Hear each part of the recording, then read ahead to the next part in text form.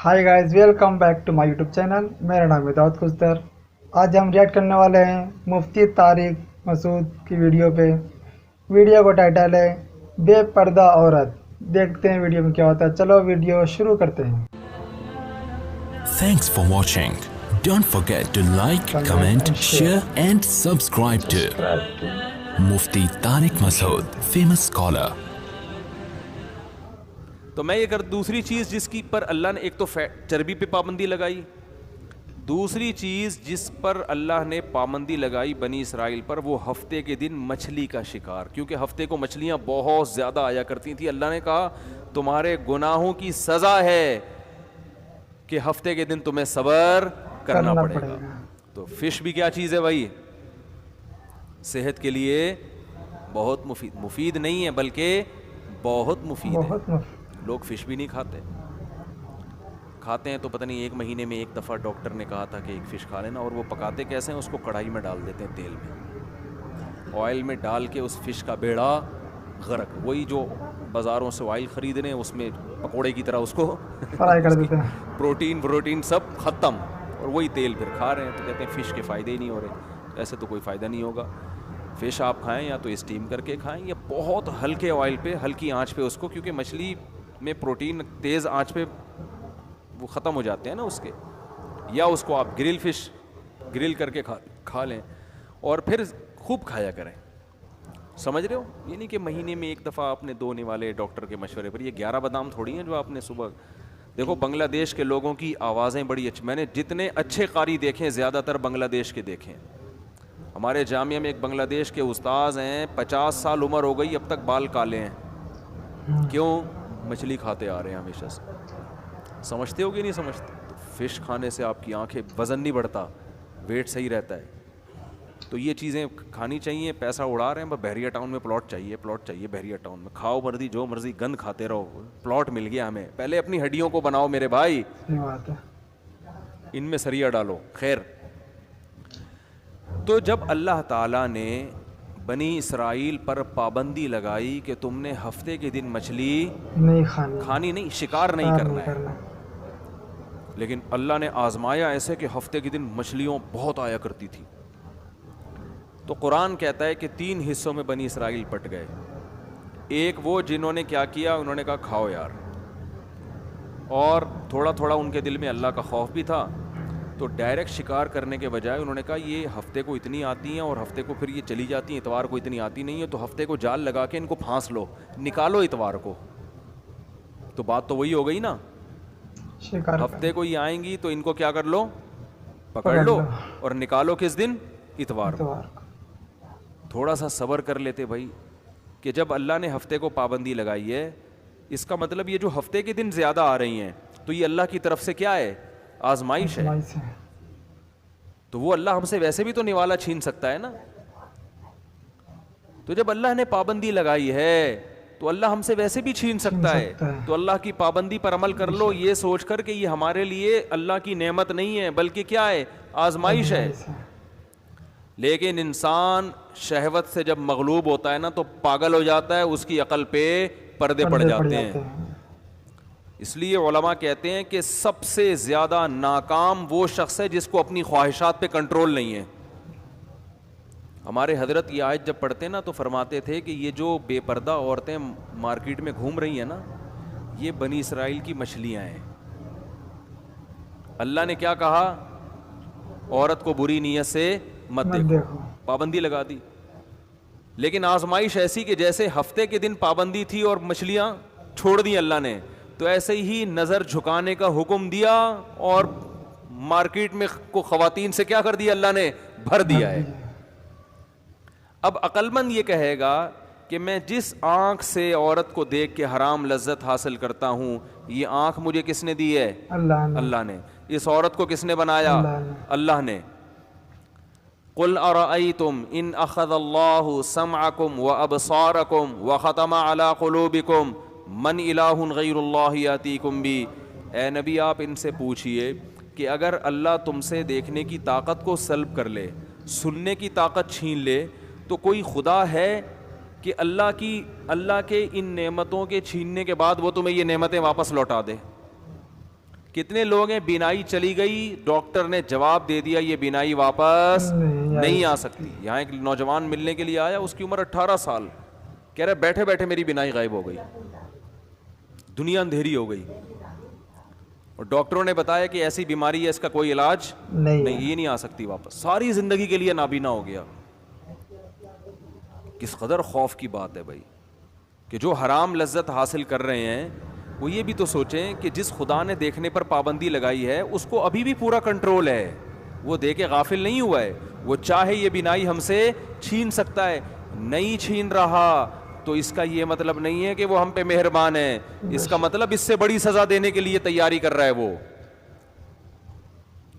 تو حضرت فرمایا کرتے تھے جب بھی عورتوں پہ نظر پڑے نا جو بازاروں میں گھوم رہی ہیں, کیونکہ بد نظری بہت آسان ہو گئی ہے, پہلے بڑی مشکل تھی. پہلے خواتین پرانے زمانے میں برقعے میں ہوا کرتی تھی, افسوس غم بھی ہوتا تھا کوئی دیکھتے ہوئے پکڑے نہ جائیں, پٹیں گے. چھپ چھپا کے دیکھ رہے ہیں, کہیں کھڑکی سے جھانک رہا ہے, کوئی دیوار پھلانگتے ہوئے پکڑا گیا, صحیح ہے نا. اور اب تو کچھ بھی نہیں ہے, اب تو فخر سے بتا رہے ہوتے ہیں لوگ, جا کے ایک دوست ایک دوسرے کو بتا رہے ہوتے ہیں. تو یہ جو گناہ آسان ہو گیا نا, تو گناہ کا آسان ہونا اس کی علامت نہیں ہے کہ اللہ ہم پہ مہربان ہو گیا ہے, اللہ نے ہمارے لیے نعمتوں کے دروازے کھول دیے ہیں. گناہ کا آسان ہونا اس کی علامت ہے کہ اللہ کی طرف سے آزمائش بڑھ گئی ہے, بڑھ گئی ہے آزمائش. تو بنی اسرائیل کو ہفتے کو دن پابندی لگائی, اور مچھلیاں ہول سیل کے حساب سے کس دن آ رہی ہیں, ہفتے کو. اب ان کو کامن سینس استعمال کرنی چاہیے تھی کہ یار مچھلی کو ہفتہ اتوار کا کیا پتا, یہ جو ہفتے ہی کو لازمی آ رہی ہے یہ ہمارا امتحان ہے. لیکن کیا کیا, ایک فریق نے کیا کیا, جال لگا دیا اور شکار کرنا شروع کر, جال لگا لیتے تھے ہفتے کو اور اتوار کو نکال لیا کرتے تھے, کہ دل کے خوش کرنے کو غالب خیال اچھا ہے نا, کہ لوگ کہیں گے یار یہ تو منع کیا ہے پیغمبر نے, تو کہیں کوئی بات نہیں, ہم کوئی ہفتے کو تھوڑی, ہم تو اتوار کو نکال رہے ہیں شکار. تو یہ وہ ہیلا ہے جو حرام ہے. ہیلوں کی بھی دو قسمیں ہیں. ٹیلی ویژن پہ ایک مشہور اسکالر ہیں, میں نام نہیں لوں گا, اکثر آتے رہتے ہیں, تو کسی نے بتایا کہ ایک مفتی نے یہ ہیلا بتایا ہے, اگر اس ہیلے پر عمل کر لیں تو یہ چیز جائز ہو جائے گی. تو آج کل قرآن و حدیث کے نام پہ نا جو بھی بیٹھ جائے بس وہ حدیثوں کے ریفرنس پیش کر دے, لوگ متاثر ہوتے ہیں. تو انہوں نے فوراً کہا یہ ہیلے ویلے حنفی فقہا نے لکھے ہیں, حنفیوں کو لتاڑنا شروع کر دیا بیٹھ, یہ حنفی مولویوں کا کام ہے ہیلے بتانا, یہ سود سے بچنے کا ہیلا, یہ فلانے کام کا ہیلا. ہیلے اسلام میں کیا ہیں, حرام ہیں. اور پھر یہی بنی اسرائیل نے ہیلے کیے اور اللہ نے ان کو کیا دے دیا, عذاب دے دیا. تو میں تو تھا نہیں, میں نے کہا میں ان کے پاس بیٹھا ہوتا تو میں ان سے عرض کرتا, اور لوگ تو خوش ہوتے ہیں ماشاءاللہ, کیسی زبردست بات کی. اور حنفی سارے علماء جتنے بھی تھے ان کو کیا قرار دے دیا, گمراہ. اس لیے کہتے ہیں پراپر طریقے سے جب تک علم حاصل نہ ہونا انسان گمراہی پھیلاتا ہے. نیم ڈاکٹر خطرہ جان ہوتا ہے کہ نہیں ہوتا, نیم حکیم نیم ڈاکٹر. تو ایسے ہی نیم علم بھی کیا ہے, خطرہ ایمان ہے. قرآن سے ہی پتہ چلتا ہے کہ جائز ہیلے بھی ہوتے ہیں اور ناجائز ہیلے بھی ہوتے ہیں. بنی اسرائیل کا جو ہیلا تھا وہ بھی ہیلا تھا مگر حرام تھا. ایک ہیلا خود اللہ نے بتایا ہے. حضرت ایوب علیہ الصلاۃ والسلام جب بیمار تھے نا, تو آپ کی زوجہ نے آپ کی بہت خدمت کی, بہت زیادہ خدمت کی. لیکن جب انسان بیمار ہوتا ہے تو طبیعت میں ذرا چڑچڑاپن پیدا ہو جاتا ہے, ایسا ہی ہے نا. تو کسی موقع پر خدمت میں ذرا کوتاہی ہو گئی تو حضرت ایوب علیہ السلام نے قسم اٹھائی کہ میں صحیح ہو گیا تو اللہ کی قسم تجھے 100 کوڑے ماروں گا میں. غصے میں نا حضرت ایوب علیہ السلام نے یہ قسم اٹھا لوں گا. اب جب غصہ ختم ہوا تو احساس ہوا کہ اتنی وفادار بیوی جو بیچاری اتنی خدمت کر رہی ہے, تھوڑی سی کوتاہی ہو گئی, اس کو کوڑے مارنا تو کسی بھی طرح بولو نا بنتا ہی نہیں ہے. لیکن پیغمبر قسم اٹھا کے پوری نہ کریں تو پیغمبر کو اس پہ بھی ضمیر مطمئن نہیں ہے. بھائی اللہ کے نام کی قسم اٹھائیے, کہ قسم اٹھا کے پورا نہ کرنا یہ تو اللہ کے نام کی ایک قسم کی, یعنی آپ نے اللہ کو وہ عظمت نہیں دی جو اس کا حق بنتا ہے.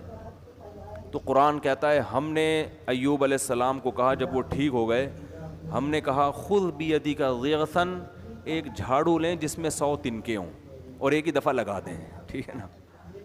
ولا تحنس, اور آپ قسم میں حانس نہ ہو, قسم نہ توڑیں, قسم بھی پوری ہو جائے گی. اور بیوی کو بھی پتہ ہے کہ یہ ذلت کے لیے نہیں لگایا جا رہا بلکہ یہ اپنا ایک فارمیلٹی پوری کی جا رہی ہے. تو یہ بھی ایک ہیلا ہے یا نہیں ہے؟ بولتے کیوں نہیں بھائی؟ یہ بھی ایک ہیلا ہے, تدبیر ہے. تو حنفی علماء جن ہیلوں کو جائز قرار دیتے ہیں وہ اس قسم کے ہیلے ہیں, وہ برائی سے بچنے کے لیے ہیں. اور بنی اسرائیل جو ہیلا کر رہے تھے برائی سے بچنے کے لیے نہیں, بلکہ برائی کو حلال کرنے کے لیے.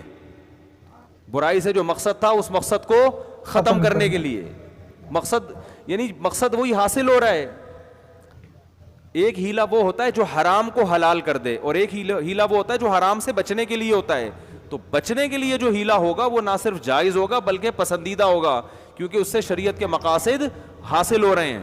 اور یہ ہیلے حدیث سے بھی ثابت ہے کہ وقت موضوع چینج ہو جائے گا, ورنہ میں حدیث کے بھی حوالے دیتا کہ سود سے بچنے کا نبی نے ہیلا بتایا صحابی کو, رزلٹ وہی ہو رہا ہے, لیکن آپ نے حکم دیا کہ اس طرح سے کر لو گے تو یہ کاروبار جائز ہو جائے گا, اس طرح سے کرو گے تو یہ سود بن جائے گا. نتیجہ دونوں میں ایک ہی نکل رہا ہے. تو اس لیے علم ہمیشہ اہل علم سے سیکھا جائے گا. کوئی بھی اٹھ کے حدیثوں کے ریفرنس دینا شروع کر دے یہ معتبر نہیں ہے. جیسے کسی ڈاکٹر کے پاس کبھی گئے اور ڈاکٹر نے کہا آپ کو یہ بیماری ہے تو اس کے لیے فلاں دوا کھائیں, میڈیکل سائنس کی فلاں کتاب کے صفحہ نمبر فلاں پہ لکھا ہوا ہے, کھا لیں. کبھی ایسا ہوتا ہے؟ آپ بولو گے جی میں نے کتاب کے حوالے دیکھنے ہوتا تو آپ کے پاس کیوں آتا, میں حوالے ہی نا, میں میڈیکل سائنس کی کتاب نہ پڑھ لیتا. ڈاکٹر بتائے گا کہ بھائی یہ جو حوالہ ہے یہ کس کے لیے ہے اور کس کے لیے نہیں ہے, یہ ہر ایک کے لیے نہیں ہے. ہر چیز کتاب میں پوری ڈیٹیل سے تھوڑی ہوتی ہے. ڈاکٹر بتائے گا کہ بھائی یہ جو حوالہ لکھا ہوا ہے یا آپ نے اس بیماری میں یہ دوا کھانی ہے, میں دوسری کتاب کا بھی حوالہ دیتا ہوں کہ اس میں لکھا ہوا ہے کہ یہ ان لوگوں کے لیے جن کی عمر 60 سال سے زائد ہو, یا جن کو یہ بیماری نہ ہو. یہ 10 چیزیں ہوتی ہیں. اسی وجہ سے کبھی بھی میڈیکل سائنس میں حوالے نہیں لیے جاتے بلکہ ڈاکٹروں سے رابطہ کیا جاتا ہے. آپ کہہ سکتے ہیں ڈاکٹر فراڈی بھی ہوتے ہیں, تو بھائی ایک نمبر بھی تو ہوتے ہیں. تو یہ تحقیق کی جاتی ہے ان میں کون ایک نمبر ہے اور کون 2 نمبر ہے. تو اسی طرح مسائل کے معاملے میں عوام پر لازم ہے کہ وہ تحقیق کرے کون 1 نمبر مفتی ہے, کون 2 نمبر ہیں. تو جو قابل اعتماد ہے ان کی رائے کو فالو کرے. پھر وہ یہ فروعی مسائل میں, عقیدے میں نہیں. عقائد میں تو ڈائریکٹ قرآن و سنت ہی کو فالو کیا جائے گا. تو خیر, تو اللہ نے بتایا کہ بنی اسرائیل میں 3 جماعتیں بن گئیں. ایک جماعت وہ بن گئی جس نے دبا کے مچھلی کا شکار شروع کر دیا. ایک جماعت وہ ہو گئی جس نے مچھلی کا شکار نہیں کیا, انہوں نے اپنے آپ کو بچا لیا. لیکن ایک جماعت وہ تھی جنہوں نے اپنے آپ کو بچایا بھی اور جو شکار کر رہے تھے ان کو روکنے کی کوشش بھی شروع کر دی. تو یہ ہوتے ہیں نمبر 1. یہ کون ہوتے ہیں؟ نمبر 1 کہ بھائی خود بھی ٹھیک بننا ہے اور معاشرے کی اصلاح کی بھی کوشش کرنی ہے. اور ایسے ترغیب دی ان کو کہ وہ نہیں مان رہے تھے, وہ حیل و حجت شروع کر دی انہوں نے کہ ہم اتوار کو شکار کر رہے ہیں, ہفتے کو تھوڑی کر رہے ہیں. تو اللہ فرماتے ہیں جو درمیانی طبقہ تھا نا, جو خود تو شکار نہیں کر رہا تھا لیکن تبلیغ بھی نہیں کر رہا تھا, انہوں نے تبلیغ کرنے والوں کو کہا لما تعظون قوما اللہ مہلکہم او معذبہم عذابا شدیدا, کہ تم ایسی قوم کو کیوں نصیحت کر رہے ہو جن کی ہلاکت کا اللہ نے ارادہ کر لیا ہے. کیونکہ یہ تو ماننے والے نہیں ہیں, تو ان کو تبلیغ کا کیا فائدہ, چھوڑ دو ان کو اپنے حال پہ. یعنی انہوں نے جو دعوت دینے والے تھے ان کو بھی سمجھانا شروع کیا کہ انہوں نے تو مرنا ہی مرنا ہے.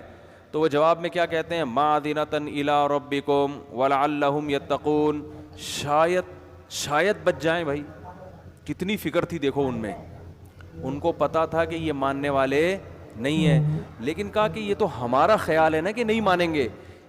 0.001% چانس تو ہے نا کہ شاید مان جائیں, شاید مان جائیں. 0.001% چانس ہے کہ شاید مان جائیں. اور اگر نہیں بھی مانے, معذرۃ الی ربکم, کل قیامت میں ہم اپنے رب کو کہہ سکیں گے کہ اللہ ہم نے روکنے کی کوشش کی تھی, تو ثواب تو مل جائے گا نا ہمیں. تو یہ کون لوگ ہوتے ہیں؟ خاندانی. کیا کہلاتے ہیں ایسے لوگ معاشرے میں؟ خاندانی. جو کہتے ہیں یار اپنا کام کیے جاؤ.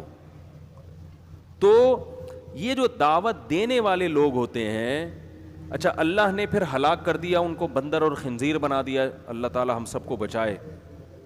اللہ تعالیٰ فرماتے ہیں فجعل منہم القردۃ والخنازیر. اللہ جب وہ رات کو سوئے ہیں نا, جنہوں نے مچھلی کا شکار کر رہے تھے, رات کو سوئے ہیں تو صبح اٹھے تو کوئی بندر بن چکا تھا, کوئی خنزیر سور کی شکل بن چکی تھی کسی کی. پھر حدیث میں آتا ہے 3 دن کے بعد اللہ نے ان سب کو ختم کر دیا. یہ جو نسلیں بندروں کی اور سور کی چل رہی ہیں ان کا ان بنی اسرائیل سے کوئی تعلق نہیں ہے. لوگ ان کو پکڑ کے کوٹنا شروع کر دیتے ہیں بعض دفعہ کہ یار یہ وہی ہیں، انہوں نے نافرمانی کی تھی. تو اللہ نے ان کو ہلاک کر دیا، پھر ختم کر دیا اس نسل کو.